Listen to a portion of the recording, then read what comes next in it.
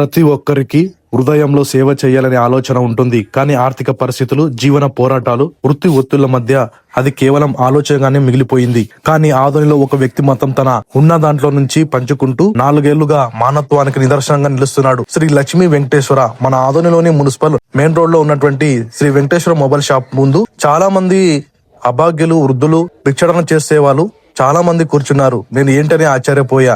వారిని విచారించగా గత 4 ఏళ్లుగా ప్రతి శనివారం మధ్యాహ్నం పూట వీరికి 30 మందికి పైగా వచ్చిన వారికి అందరికి లేదనకుండా భోజనం ఇస్తున్నారు. వీరంతా మన ఆదోనిలోని railway station, bus stand, road పక్కన జీవిస్తూ కాలం గల్లగప్తున్న వారే. కానీ ప్రతి శనివారం వచ్చిందంటే వీరికి మధ్యాహ్నం వేళ భోజనానికి డొంక ఉండదు. ఎందుకంటే సుబ్రహ్మణ్యం అలియాస్ మణి అనే వ్యక్తి ప్రతి శనివారం వీరికి భోజనం అందిస్తాడు. కాబట్టి ఎంతో డబ్బు, ఆస్తులు ఉన్న వాళ్ళు కూడా ఆలోచించని సేవను తన తక్కువలోనైనా ఒక పూట ముద్ద పెడితే చాలు అని అనుకుంటూ మణి 4 ఏళ్లుగా నిరంతరంగా తన సేవను కొనసాగిస్తున్నాడు. మనిషి చనిపోయినప్పుడు కాటికి తీసుకెళ్లడానికి 4 భుజాలు మాత్రం వస్తాయి, కానీ బతికి ఉన్నప్పుడు 4 ముద్దలు పెట్టే మనసు మాత్రం చాలా అరుదు. అలాంటి అరుదైన హృదయంతో నిస్వార్థంగా పంచుకుంటున్న సుబ్రహ్మణ్యం అలియాస్ మణి నిజంగా ఆదోనికి గర్వకారణం. ఇలాంటి సేవ చేసే వాళ్ళు మన ఆదోనిలో చాలా మంది ఉన్నారు. అలియాస్ సుబ్రహ్మణ్యం మణి ఈ వీడియోను సోషల్ మీడియాలో పెట్టవద్దని వేడుకున్నాడు. అయితే నేను మీ గురించి చాలా మంది తెలిసి వారు కూడా సేవ చేయడానికి ముందుకు వస్తారని